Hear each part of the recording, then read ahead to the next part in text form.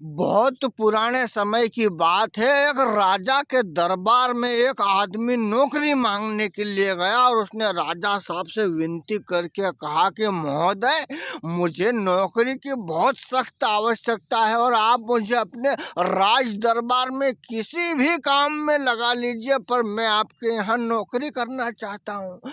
तो राजा ने, क्योंकि भाई थारे याद कहीं है, थारी खासियत कहीं है, थारे कई काम याद है, बता। तो ना आदमी ने क्यों कि मनुष्य हो चाहे जानवर हो, मैं उसको देख के उसके बारे में सब बता सकता हूँ। हाँ, इतना नॉलेज है अपने को।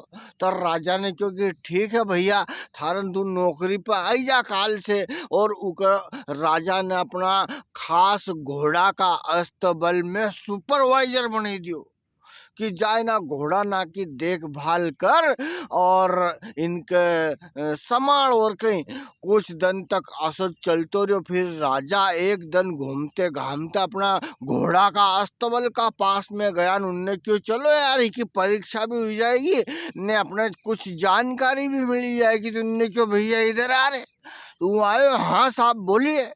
तो बोले, ये मेरा जो खास घोड़ा है इसके बारे में कुछ न कुछ जानकारी दे, ये कैसा है जो सबसे महंगो घोड़ो थो।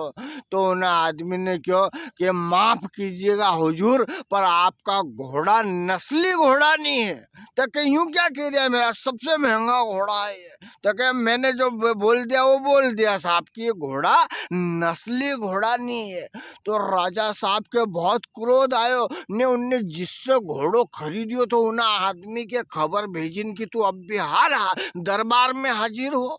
वो आदमी आयो लकलकाट कांप तो राजा का सामने उबो हो। राजा साहब ने क्यों क्यों भाई तुमने मेरे को घोड़ा इतना महंगा बेचा, नहीं है मेरा आदमी कह रहा है कि घोड़ा नस्ली नहीं है, सही बात क्या है वो बताओ, क्या ये घोड़ा नस्ली नहीं है? तो क्या बात सही है महाराज साहब, क्षमा चाहता हूँ, घोड़ा तो नस्ली है, मगर इसके पैदा होते से ही इसकी मां मर गई, तो इसलिए इसको गाय का दूध पिलाकर इसको गाय के साथ में रख कर बड़ा किया है, इसमें ये खराबी है।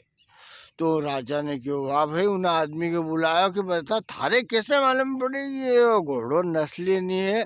तो उन्हें क्यों, जो साहब असली घोड़ा रहता है नहीं, वो घास को मुंह में भर के ऊपर उठा के घास चबाता है, जबकि आपका घोड़ा नीची मुंडी करके गाय की तरह घास खा रहा था। तो मैंने पाया कि ये घोड़ा नस्ली नहीं है। तो राजा साहब के उकी बुद्धिमता पर, उका तेज दिमाग पर बहुत खुशी हुई न। राजा साहब ने उका ढेर सारो इनाम दियो, उका अनाज दियो, उका बकरा बकरी मुर्गा मुर्गी ने ये बहुत सारा इनाम उका घर पहुंचे दिया। आन उकी तरक्की कर दी कि आज से तू रानी का महल का पास में पहरोदन हमारा राजमहल में रहे। उन्हें क्यों मंजूर है साहब। अब थोड़ा दिन तक फिर मामलो चलतो रहो। राजा का एक दिन में फिर दिमाग में बात आई न, राजा साहब ने उनको बुलाया, कहा यार भाई आए आ। तो क्या कहीं महाराज साहब कहीं हुक्म है? तो क्या रानी का बारे में थारी राय बता, और रानी का बारे में तू कहीं सोचे है या बता। तो क्या हुजूर माफ करो जो, पर रानी खानदानी नहीं, पैदाइशी रानी नहीं है। तो कहीं यूं कहीं की रही हो? तो क्या हाँ सही की रही हूँ। अरे पकड़ो साले को, पकड़ लो गए ने। अपने सास को खबर भेजी कि सासू माँ तुरंत महल में आई है, आपकी यहाँ बहुत जरूरत है।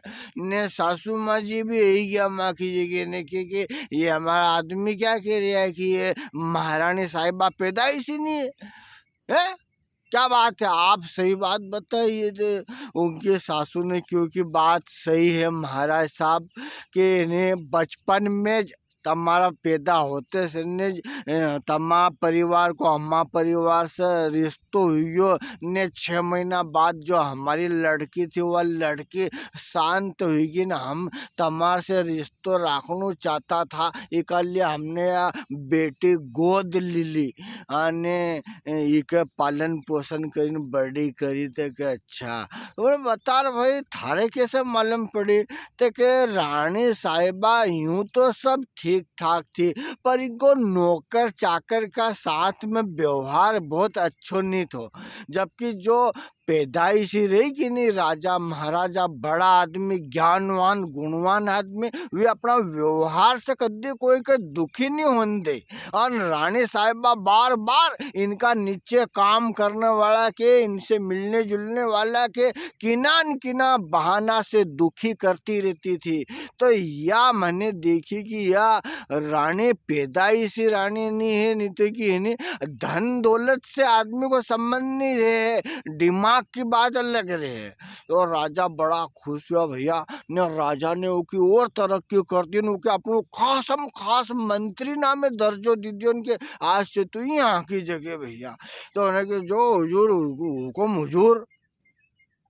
अब भैया थोड़ा दिन तक सही साथ चलते रहे राजा ने एक दिन फिर उके क्योंकि भैया बता मेरे बारे में क्या सोचते हो तू। तो उन्हें क्यों हुजूर जान की सलामती हूँ तो तुम्हारे बारे में कहीं नहीं बताऊंगा नहीं बताना पड़ेगा। तो उन्हें क्योंकि हमारी जान बख्शी दो जो तो हाँ बख्शी देंगे। तो क्या महाराज साहब आप भी खानदानी नहीं हो तो कहा कहीं की रही हो तो क्या बात सही की रही हूँ अने पकड़े होगा बता हूँ खानदानी नहीं है राजा जिन्हें थार नौकरी दिन जो इतो बड़ो राज काज प्रजा पालन करी रही है माँ जैसो कोई सूरवीर नहीं है अंतु गिरी की राजा साहब तुम खानदानी नहीं है। कई बात उनकी माँ को बोले कि माँ बहुत क्षमा चाहता हूँ पर ये देखो ये आदमी क्या कह रहे है। तेने की बेटा बात यो सही साठ की है 6 महीना को थो तू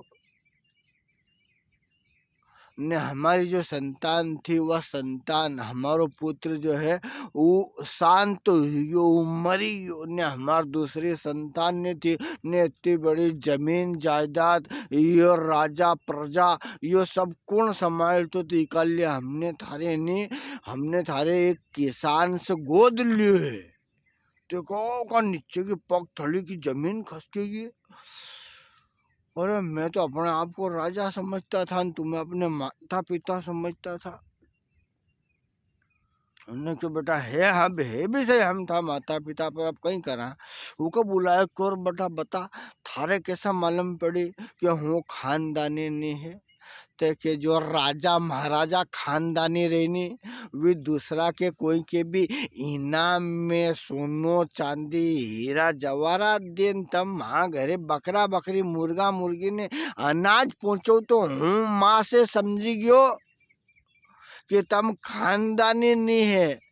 खानदानी आदमी है ने पैसा कौड़ी धन दौलत ये आने जाने रूप ये सब आना जाना है पर सही में दूसरा का प्रति हमारो व्यवहार कसो है हम कैसो रहन सहन है हम कैसे साफ स्वच्छता रखा हम अपना घर का बच्चा बूढ़ा ना के कितनी इज्जत दा बाहर जावा तो कितनी इज्जत दा दूसरा के कि जिमवा जावा कितरो परसावा कितनी देर परसावा कैसे बोला उनके भोजन करो साहब सर पूड़ी लो पूड़ी पूड़ी अने उल जुलुल बोली के ऐसा बहुत सारा उदाहरण है हूँ नहीं दी सकते इतना उदाहरण ना वीडियो बहुत बड़ो हो जाएगा पर बात यह समझी लीजो कि हाँ आवाज हमेशा सिक्के करते हैं भैया नोट में से आवाज नहीं आती हो। हाँ नोट बनो नोट। इंदर पटेल का सभी को जय श्री राम नमस्कार जय हिंद जय भारत वंदे मातरम।